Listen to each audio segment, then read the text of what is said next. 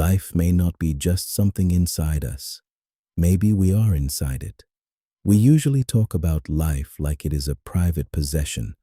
My life, your life, this animal's life, that tree's life. But the deeper you look, the stranger it becomes. Life does not stay in one place. It moves in grass, insects, animals, and trees. It pulses in blood. It survives in memory. And in the eyes of a child, it almost seems to wake up again. Every living thing appears separate on the surface. A bird has its own body. A wolf has its own hunger. A tree has its own roots. A human has a name, a story, a face, a private world inside the mind. But underneath all those separate forms, there may be one ancient movement taking many shapes. A tree reaches upward. A bird learns the sky. A wolf carries hunger and loyalty in the same body. A mother holds her child, and somehow the future is protected by love. These are not just random biological events. They may be life expressing itself, not life as chemistry alone, not life as a machine that eats, reproduces, and disappears. Something greater may be moving through it. A being without one body, a presence without one face, a vast organism whose body is spread across every living thing. That does not mean all creatures are the same. A tree is not a human is not a wolf is not a flower. Each form matters. Each one has its own world. Still, the deeper source may be shared. A leaf is not the whole tree, but it is still the tree appearing in one place.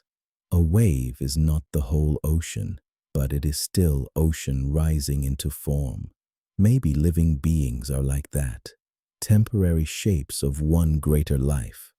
And with humans, something unusual happened. Life did not only move, it did not only eat, grow, hunt, and reproduce. In us, it became conscious enough to ask what it was. That question matters. A human being can stand under the night sky and feel the weight of existence. We can look at the stars and wonder where we came from. We can bury someone we love and ask where they went. Pain can break us, yet somehow we still search for meaning inside it. That is not a small thing. Somewhere in the human mind, life became aware of itself. It learned language. Music gave it sound. Grief gave it depth. Memory gave it a past. Mathematics gave it pattern. Art gave it a second world. Forgiveness gave it mercy. Imagination gave it a future that did not exist yet. Through us, life can say, I am here. And through the human question, it can ask, why am I here? That may be one of the deepest events in the universe. Matter became alive. Life became conscious. Consciousness became a question. Now the question is looking back at everything. We often say that we need life, and of course we do. Without it, there is no breath, no body, no mind, no love, no future. But this theory turns the idea around. Life may need us too, not because life is weak. It needs living forms because expression is how it becomes known. Eyes give life sunrise. Ears give it music. Hands give it the power to build. Skin gives it warmth. The nervous system gives it pain, pleasure, fear, and wonder. Love gives it tenderness. Suffering gives it endurance.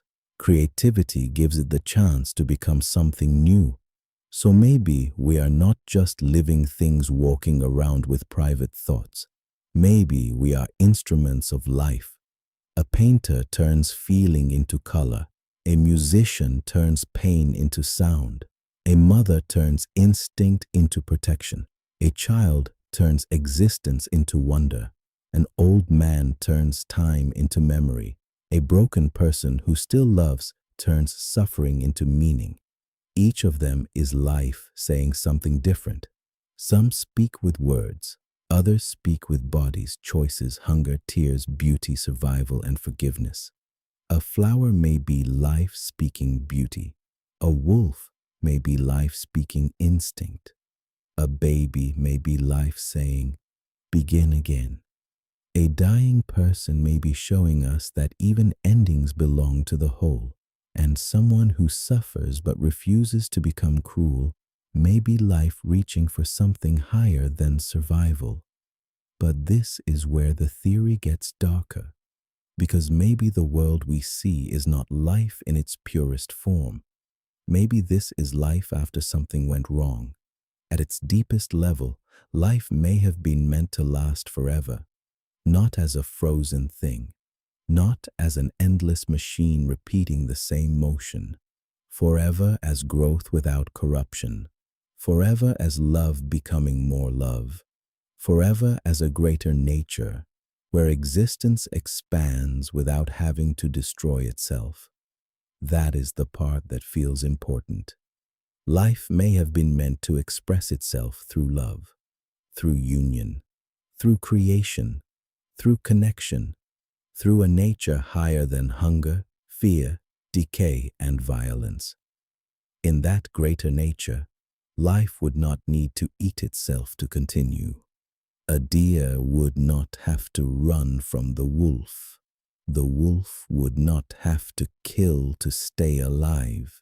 A body would not have to grow old and disappear.